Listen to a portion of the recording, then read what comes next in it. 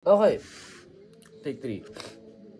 Bago magsimula, I'm gonna give you guys context. So, I have this close friend of mine, Pepa. Tatawagin natin siyang Pepa. Itong Pepa na kasi ito, nag-backgrade sa musician namin. And from 2018 hanggang ngayon, na-witness niya lahat.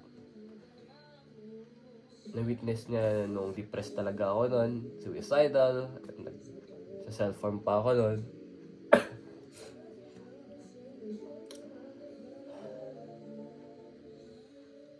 Na-witness niya yung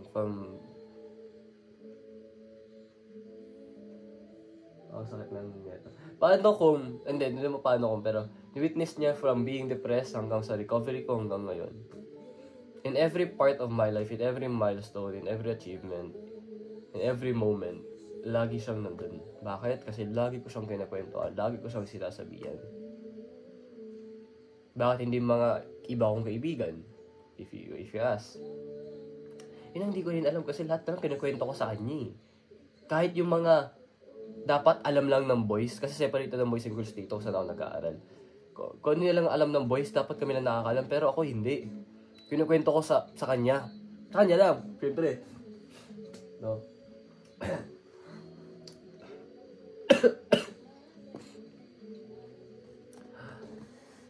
Napaka-importante niya sa akin. To the point na I'll do pretty much everything for her. Siya yung top tier na bukod sa parents ko, siya yung pangalawa na hindi ko kayang mawala. That I will do everything para lang hindi sa mawala sa buhay ko. Para hindi mawala yung pinagsamahan namin. Gagawin ko lahat para protektahan, gabayan, samahan at tulungan sa kahit anong paraan dahil sa conversation kasi namin doon, hindi ko alam kung na-realize niya to or na-realize mo to sa Pepa or Pepa pala, no? Pero like we've been there for each other. Yun yung napansin ko. Maybe iba yung napansin ko or what, pero sa akin kasi in my eyes, we were there for one another. Yung kailangan ko ng tulong or ng kasama, nandiyan siya. And then she would say these reassuring words na until ngayon, yung iniisip ko, nakakalambot ng puso at nakakagaan ng pakiramdam. And nandun din ako para sa kanya, dog. Nag-open up sa akin, which I really do appreciate. No? Yung nangangailangan siya ng tulong, ng kausap. Kung narinig niyo yun, hindi niyo narinig yun. We were there for one another.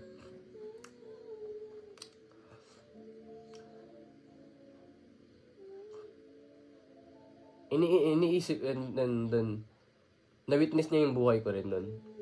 Sa akin kasi, I can't really say kung na-witness ko kasi back reading, parang feeling ko naman na, no? Like, it was really reciprocated. Give and take, parang ganun.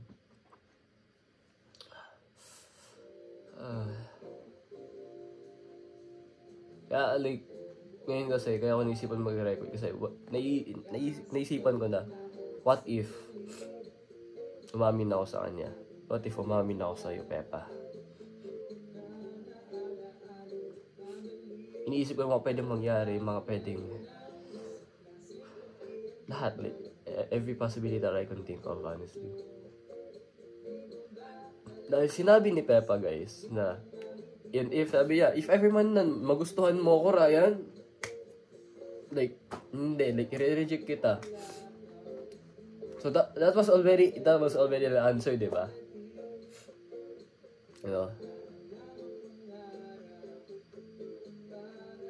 Pero ganun niya sabihin niya kasi, ano to? Masakit umasa at napakatanga na umasa. Kasi the more that you expect, the more na madidismaya ka. In general talaga. Kasi there's this, short kwento lang, pero meron ako kasing isang guro dito kung saan ako nag-aaral. Pinilit niya ako magdasal nun. Despite knowing, alam niya mismo na yung paniniwala ko ay agnostic. Pero pinilit niya pa rin ang magdasal. In my case, Kailangan kong gawin yun or kasi long quiz namin yun. Considered long quiz yung part na yun.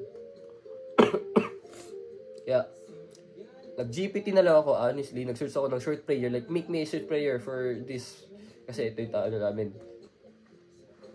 Tapos nag-to-pray ako. Instead, di ako na-set up to cross. Nag-load lang ako. Pero, yung ginagawa ko yun, iniisip ko na napakabastos kong tao kasi ginawa ko yun despite knowing na labag sa loob ko yun. And, kabastusan siya dahil nagdasal ako even na hindi naman ako walang paniniwala sa Diyos. Kabastusan kasi yun kasi ang daming taong naniniwala. Tapos ako na hindi na wala paniniwala magdadasal. Parang, I don't know, it feels really weird. Ayoko na ganun. Pero anyway. Ayun isa na ulit ako. Ay, di ko na maalala. Puta. Lang.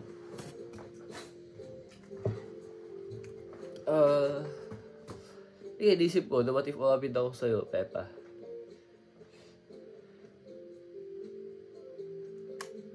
Kasi,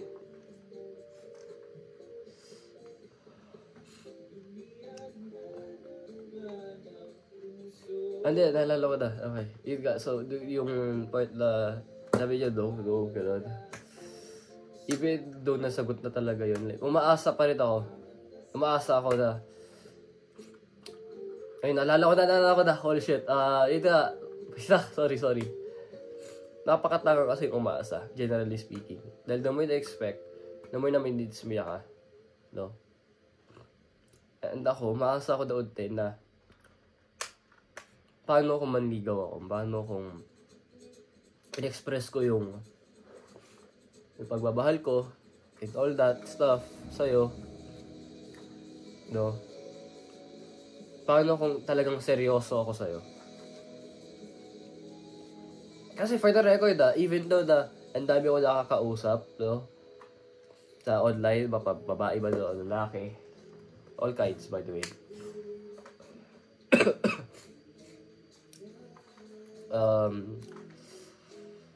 Ito na yung this is the second, ito na yung pangalawa, kung saan, yung nararamdaman ko para sa'yo, ay hindi na simpleng crush lang. Hindi na siya yung simpleng nagustuhan kita kasi ang ganda-ganda mo, nagustuhan kita kasi napakabait mo. Hindi na sa superficial. Okay. Bakit? Paano ko nasabi? Dahil gumagawa ulit ako ng sulat para sa'yo. Nagsimula ulit ako magsulat para sa isang tao. Pangalawa, may mga VMs ako na nakapangalan sa'yo. Pangatlo, eto. Nag-video pa ako na ikaw yung pinag-uusapan. Grabe na.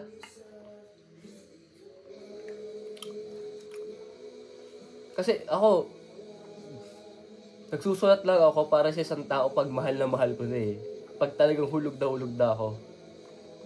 There was this one person na say kinisinig ko first love ko kasi sa kanya ko to unang naramdaman. Na kahit wala na yung tamis, kahit wala na yung mga kilig-kilig na yan, every goddamn time na gumigising ako, siya pa rin yung pinipili ko.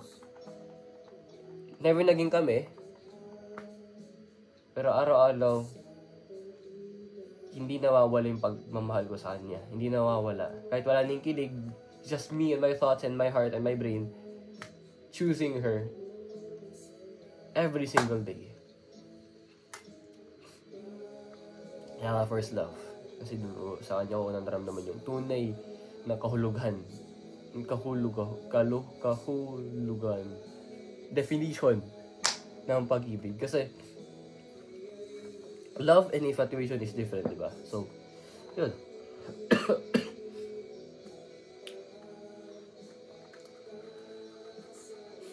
Sa unang taon na yun, nagsulat ako.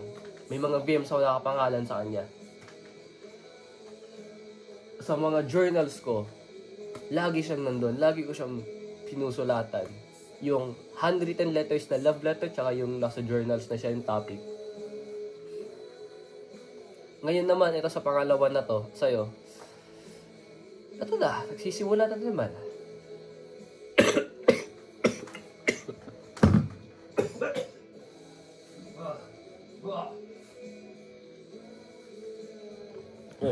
Okay, cut yun. Pero, yun. Sisimula na naman.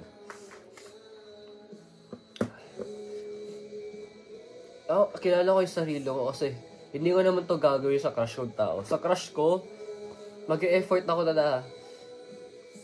mag-e-effort talaga ako yun. Mag-e-effort talaga ako.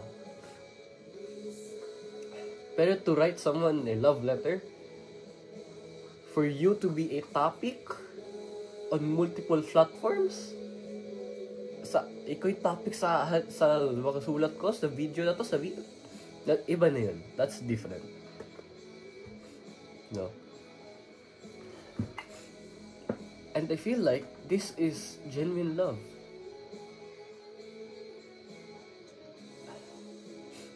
Pero may sinabi kasi yung kaibigan ko, si Lala. Si Angela. This good friend of mine. Napakalapit sa akin. Sabi niya kasi na napaka-hassle na magpakilala ka ulit. Napaka-hassle na pupunta ka sa dating app, pupunta ka sa Discord. Kasi sa Discord, may mga naghahanap dyan. Low-key lang siguro, pero Discord was known for that back then. Hindi ko alam ngayon, pero mahirap kasing magpakilala ulit to, introduce yourself. Tapos masanay ka sa mahirap. Mahirap at hassle. And sa kanya, mas prefer niyang umibig na lang ng kilala niya na. Umibig na lang ng may na-form na connection, hindi yung complete strangers. Unti-unti, parang ngayon, nakaka-relate ako sa kanya eh. Dahil, totoo ka naman, napaka-hassle kumilala ulit na naman. Napaka-hassle. There's the intimate aspect, okay, of it. Pero out of preference, napaka-hassle. At mas madali ngang umibig ng kaibigan, no? Yung may nabuo ng friendship, na gano'n, connection. Ayun. Pero hindi ko kasi alam eh. Hindi ko alam kung talaga amin ako sa'yo, hindi. Kasi takot na takot ako mawala ka. And yung perspective ko kasi is, pag umamin ako sa'yo, at rineject mo ako, is going to be awkward. And I feel like, pag umamin ako sa'yo, it would mean the destruction of the bond na nabuo natin. It will mean the distractions of moments that can't be repeated again and again. Yung mga bagay na ginagawa ko sa'yo dati, yung mga bagay na binibigay ko sa'yo dati, hindi ko siya kayang ibigay at gawin sa'yo dahil ngayon na alam mo na may gusto ko sa'yo.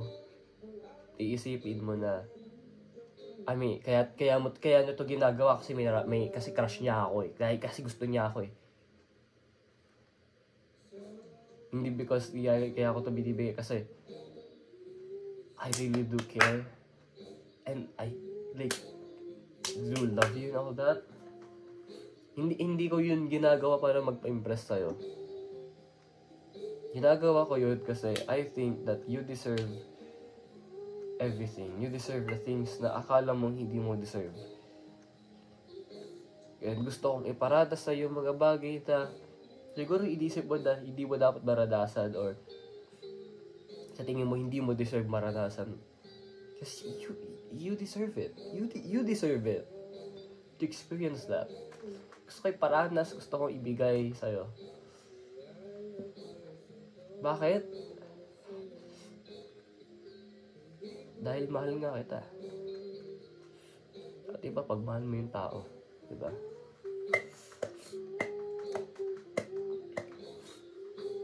Kaya ngayon, it's either amin ako sa'yo or maghihintay na lang ako ng pagkakataon na ikaw yung mahulog sa akin.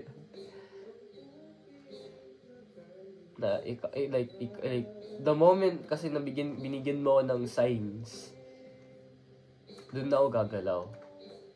Pero kung wala, kung it's still the usual thing, wala kang unusual na ginagawa, wala akong gagawin. Hindi ko part of me, parang gusto ko i-sacrifice yung pagkakaibigan natin para sa isang relasyon eh. Dahil, after nung first love ko, nag-try ako, nag-dating up ako, I tried getting to know people. May mga tao na nagkagusto rin sa akin along the way. Hindi rin sila tumagal, hindi ko rin naman sila naging ex. Umabot lang kami ng sa akin kasi wala akong ex. Failed talking stages lang, tumagal lang less than 1 week actually, like less than 2 to 1 weeks lang. Bakit hindi tumagal? Good question. Pero that's another topic. Pero yun. Okay.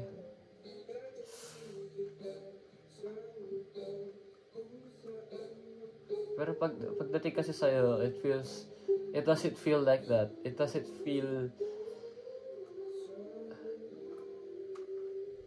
like that. May narinig ko na kasabihan na if it's the right person, alam mo magko-commit ka.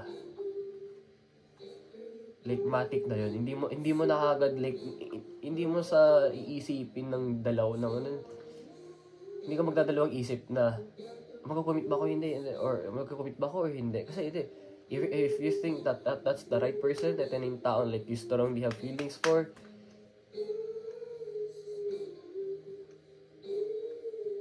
malalaman mo sarili mo na ready ka na mag-commit.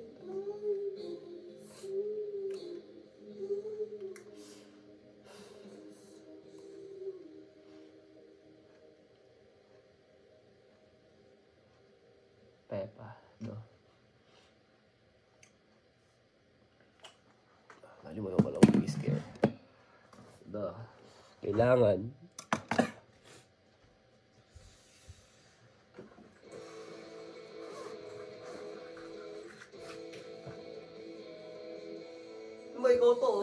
ikaw to, hindi mo alam, hindi nakikita sa camera pero ikaw to, nakikinig. Hindi ko lang ba't ngayon ina-obserbahan na rin kita.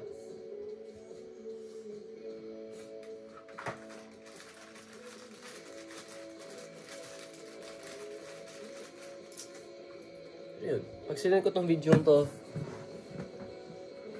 either confession, you can consider this as a confession video or just as a yapping session.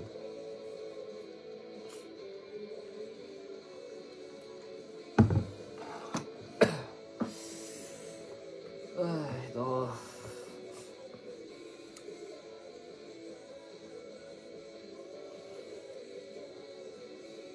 Yun lang, actually, yun lang.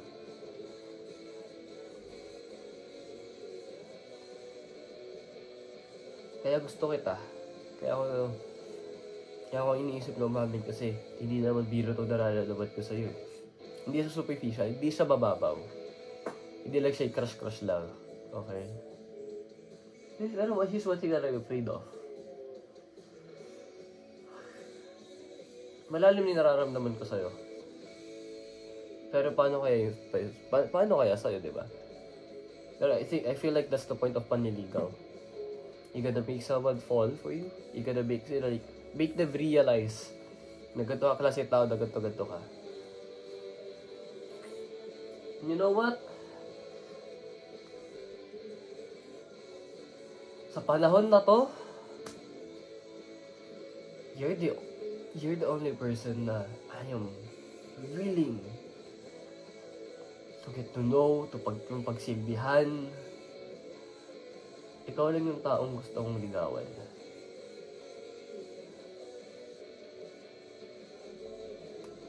Bakit? tatanungin ng iba. Dahil si Pepa o yung taong nakikinig ngayon ng Ligaya by MRLD, pagkasama ko yan, she makes me feel safe. She makes me feel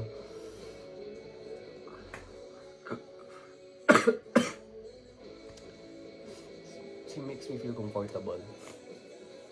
And pagkasama ko sa ang gaan-gaan talaga ng mga nasa paligid ko. And I can be vulnerable with her. Sa mga guy friends ko, never ko nagawa yun kasi but I'm just gonna say na they're not as emotional as women, as Pepa. No? Although I don't find it weird to feel comfortable and safe and all that sa isang guy. Yes, I find it hard kasi yung mga guy friends ko, hindi naman guy friends, mga guy classmates ko. Kasi, ganon sila. Ako kasi gawain ko pag komportable ako, like, I'm gonna lean on you. Sa mga guy classmates ko, fuck no, like, tangina mo, gago, huwag ko sumata sa akin. I mean, like, typical men, di ba? I feel safe with her. Siya yung tao na kahit anong gawin ko. Hindi mo kahit anong gawin ko, pero like, hindi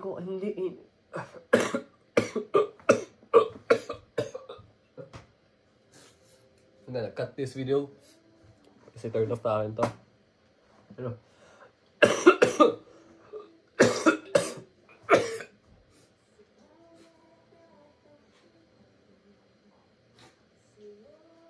ayop kasi. Pero, yun na nga. Okay. Hindi ko kailangan mag-alala sa kanya. Although natakot ako sa kanya, pero hindi ako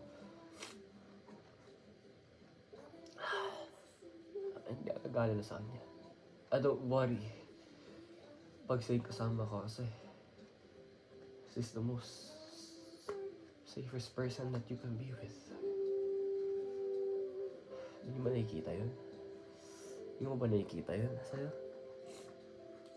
Kung sana nakikita mo yung sarili mo sa mga mata ko, kung kaya mo lang basahin yung isip ko, hindi mo mapapansin kung gaano ka talaga yung kaya importante sa buhay ko. Kasi I feel like you don't know it, pero you don't know the extent of it.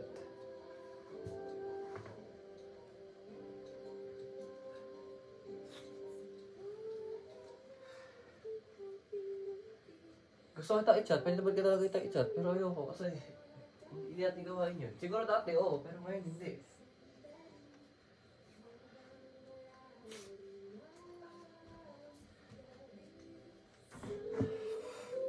Paamin man o hindi,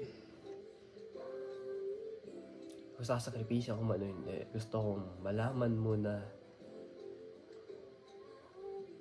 no matter what, regardless, may matatakbuhan ka at may masasandalan ka.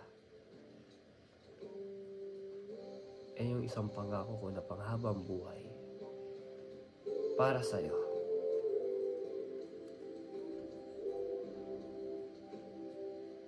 Di ko alam kung ibibigay ko pangalan mo, hindi, pero Pepa. Yun lang. Have a good one, guys.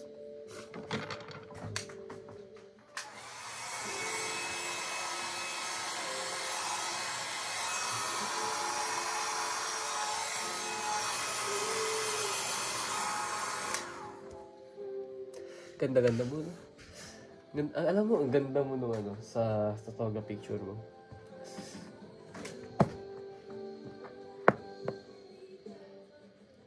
Gusto kong picture yun eh. I just wanna keep a photo of you sa wallet ko. I have one, pero I would appreciate kung meron pa. Gusto ko ipakita na ito yung taong to, napaka-importante niya.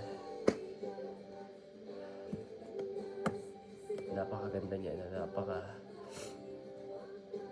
napakaayos na talaga.